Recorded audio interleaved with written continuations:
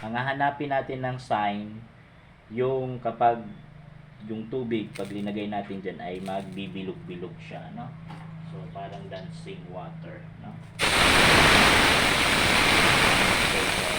ano yan? Magbibilog-bilog siya.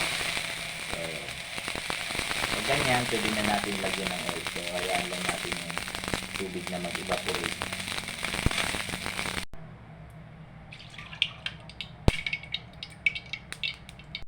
Lagay na natin to fork, no? Okay.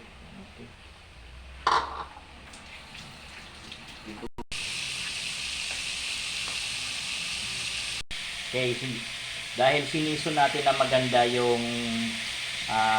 wok natin, tingnan mo. Okay, tingnan nyo, wala siyang dikit, ano? So, hindi siya dumidikit sa ilalim kasi siniso natin ng maganda yung ating kawali. So, yun yung advantage, ano? Pag siniso natin yung wok, ano?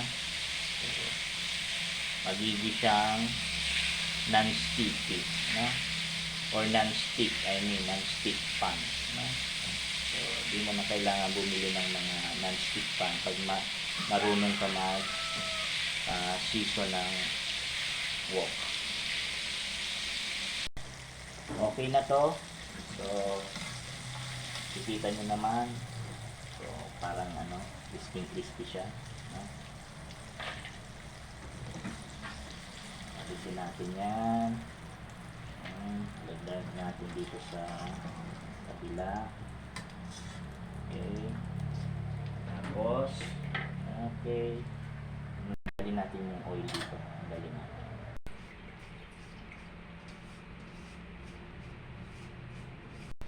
Mag-stir fry na tayo. So, lagyan na natin ito na konting oil. Natin ng konting oil. Mag-isa na tayo ng bawang sibuyas. So, Pinoy tayo. Gawin natin to. So, Pinoy tayo. So, una ang bawang. So, medyo na golden brown. Pero huwag na masyadong sunog. No? So, pag naamoy nyo lang yung aromang gusto nyo, okay na yun. Okay, lagay natin yung sibuyas. Okay. Oyster sauce. Ayan. Okay. No? Kasi naano natin yung beans. Remember, linans na natin yan kaya madali na yung maluto. So, dapat mabilisan lang yan. So, high fire tayo. So, taas yung apoy. Dapat mainit na mainit. Makikita nyo yung kawali, walang dikit. Because of our seasoning, ano? So, you must season your pan first before you stir fry, ano? To prevent the food from sticking, no? Para isa dumikit.